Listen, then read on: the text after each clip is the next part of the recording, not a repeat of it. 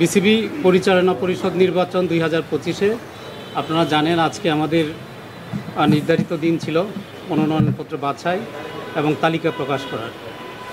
সেই মোতাবেক আমরা রিটার্নিং অফিসারের কার্যালয় আমরা সেই মনোনয়নপত্রগুলো বাছাই করেছি। আপনারা জানেন যে 51টি মনোনয়নপত্র জমা পড়েছিল 60টির মধ্যে থেকে, সেই 51টি আমরা বাছাই করেছি এবং বাছাই করে আমরা 48টি মনোনয়নপত্র বৈধ বলে পেয়েছি।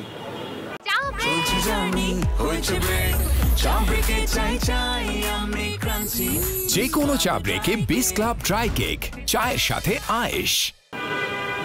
তো আমাদের ঢাকা বিভাগে আপনারা জানেন যে 3টি মনোনয়নপত্র জমা পড়েছিল, এর মধ্যে ঢাকা বিভাগের একটি মনোনয়নপত্র বাতিল হয়েছে, সেটা হচ্ছে জামালপুর ক্রীড়া সংস্থা এস.এম. আবদুল্লাহ আল ফুয়াদ রেদওয়ান।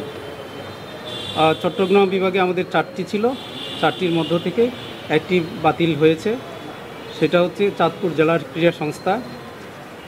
এবং রাজশাহী বিভাগ থেকে রাজশাহী বিভাগীয় ক্রীড়া সংস্থা তাদের মনোনয়নপত্র বাতিল বলে গণ্য হয়েছে।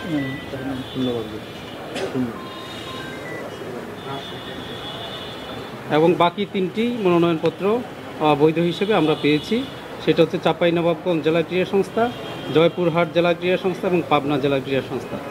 আর খুলনায় 2টি মনোনয়নপত্র জমা পড়েছিল, সেইখান থেকে 2টি বৈধ হয়েছে। আর রংপুরে 3টি মনোনয়নপত্র জমা পড়েছিল, সেইখানে 3টি আমরা বৈধ পেয়েছি। সিলেটে 1টি মনোনয়নপত্র জমা পড়েছিল, 1টি বৈধ হিসেবে গণ্য হয়েছে। এবং বরিশালে 1টি মনোনয়নপত্র ভোলা জেলা ক্রীড়া সংস্থা, সেইটার বৈধ বলে গণ্য হয়েছে। এটা হচ্ছে ক্যাটাগরি 1, ঠিক আছে। ক্যাটাগরি 2-এ হচ্ছে আমাদের ক্লাব বা ক্রীড়া সংস্থার যে আমাদের মনোনয়নপত্র জমা পড়েছিল। আপনারা জানেন আমাদের 30টি মনোনয়নপত্র জমা পড়েছিল, সবকটি বৈধ বলে গণ্য হয়েছে।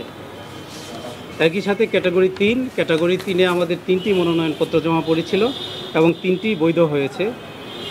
এই হচ্ছে আমাদের আজকের দিনের কার্যক্রম। তো আমি আরেকটু ঘোষণা দিতে চাই আপনাদের জন্য, এটা হচ্ছে যে পত্র মনোনয়ন বাছাই সংক্রান্ত সিদ্ধান্তের বিরুদ্ধে আপিল দায়েরের তারিখ হচ্ছে আগামীকাল 30শে সেপ্টেম্বর সকাল 10টা থেকে দুপুর 1টা। আপিল শুনানি একই দিনে বেলা 2টা থেকে 5টা পর্যন্ত অনুষ্ঠিত হবে।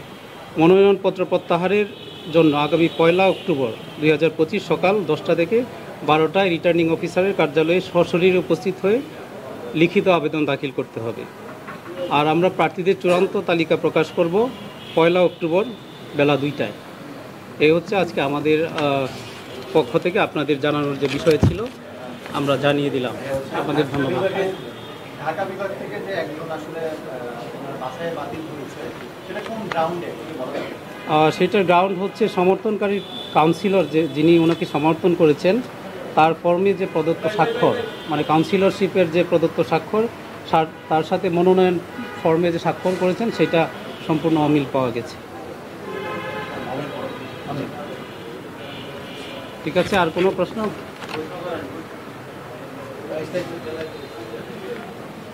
এটা পুরোটা একটু পরে বোর্ডে দিয়ে দিই। আমরা এটা একটু পরে বোর্ডে দিয়ে দিচ্ছি। এখানে ওপেন ডকুমেন্ট, আজকে আর এখানে কোনো কিছু অপ্রকাশিত থাকার কিছু নেই, আমরা দিয়ে দিচ্ছি। ওয়েবসাইটেও থাকবে, আপনারা ওইখান থেকে সংগ্রহ করে নেবেন। আপনারা আমাদেরকে সহযোগিতা করছেন অব্যাহতভাবে, এই জন্য আপনাদের সকলকে ধন্যবাদ জানিয়ে শেষ করছি।